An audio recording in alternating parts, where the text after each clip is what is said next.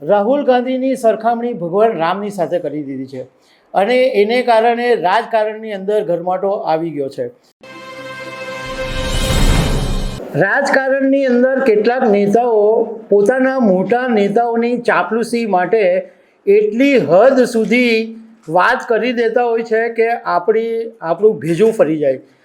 ઘણા બધા નેતાઓ અગાઉ પ્રધાનમંત્રી નરેન્દ્ર મોદીની સરખામણી ભગવાન સાથે કરી ચૂક્યા છે. હવે કોંગ્રેસના મહારાષ્ટ્રના એક નેતાએ રાહુલ ગાંધીની સરખામણી ભગવાન રામની સાથે કરી દીધી છે અને એને કારણે રાજકારણની અંદર ગરમાટો આવી ગયો છે. તો આના વિશે તમારી સાથે વાત કરીશ. મારું નામ રાજેશ શાહ છે અને તમે જોઈ રહ્યા છો ગુજરાતના સૌથી મોટા ડિજિટલ ન્યૂઝ પ્લેટફોર્મ ખબર છે.com.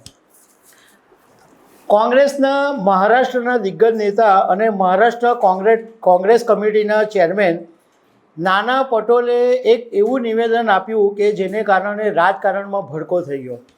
નાના પટોલે એક મીડિયા સાથેની વાતમાં એવું કીધું અને મીડિયાએ એક સવાલ પૂછ્યો કે રાહુલ રામ મંદિરમાં કેમ નહોતા ગયા? તો નાના પટોલે કીધું કે ભગવાન રામ તો દરેક દિલમાં અને દરેકના વિચારોમાં સમાયેલા છે અને શોષિત અને પીડિત લોકોના ઉદ્ધાર કરવા માટે, એમને ન્યાય આપવા માટે ભગવાન શ્રી રામ કામ કરતા હતા અને એ જ રીતે રાહુલ ગાંધી પણ શોષિતો પીડિતો માટે ન્યાય અપાવવાનું કામ કરી રહ્યા છે.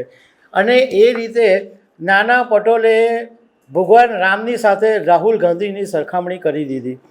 હવે આને કારણે રાજકારણ ગરમાયું એટલે રાજકીય પાર્ટીઓ તો નિવેદન આપે જ, પરંતુ એક સંત છે જગતગુરુ રામભદ્રાચાર્ય, એમણે પણ નિવેદન આપ્યું છે.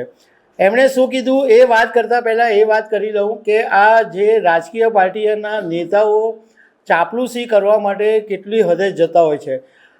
પ્રધાનમંત્રી નરેન્દ્ર મોદીની અનેક વખત ભગવાન રામની સાથે સરખામણી કરવામાં આવી, ભગવાન કૃષ્ણની સાથે સરખામણી કરવામાં આવી, હનુમાન દાદાની સાથે સરખામણી કરવામાં આવી. એટલે વહાલા થવા માટે આ નેતાઓ કંઈ પણ બોલી દેતા હોય છે.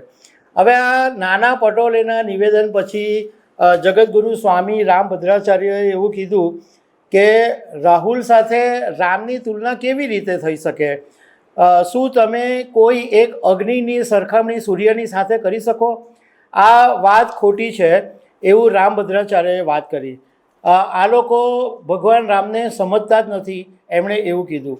તો ભાજપના નેતા શહજાદ પૂનાવાલાએ એવું કીધું કે જે પરિવારે રામને કાલ્પનિક કહેલા હતા, જે પરિવારે રામને 70 વર્ષ સુધી રોકી રાખેલા, જે પરિવારે રામ મંદિરની પ્રાણ પ્રતિષ્ઠાને નાચગાન તરીકે કીધેલું હતું, એવા પરિવારની સરખામણી ભગવાન રામની સાથે કરવામાં આવે છે તો આ દેશના કરોડો હિન્દુઓની આસ્થાને ચોટ પહોંચાડવાનું કામ છે એવું શહજાદ પૂનાવાલાએ કીધું છે. મતલબમાં આ નાના પટોલેના એક નિવેદને રાજકારણની અંદર ભડકો લાવી દીધો છે. તો દર્શક મિત્રો, આવી અનેક વાતો સાથે અમે તમને મળતા રહીશું. Thank you very much.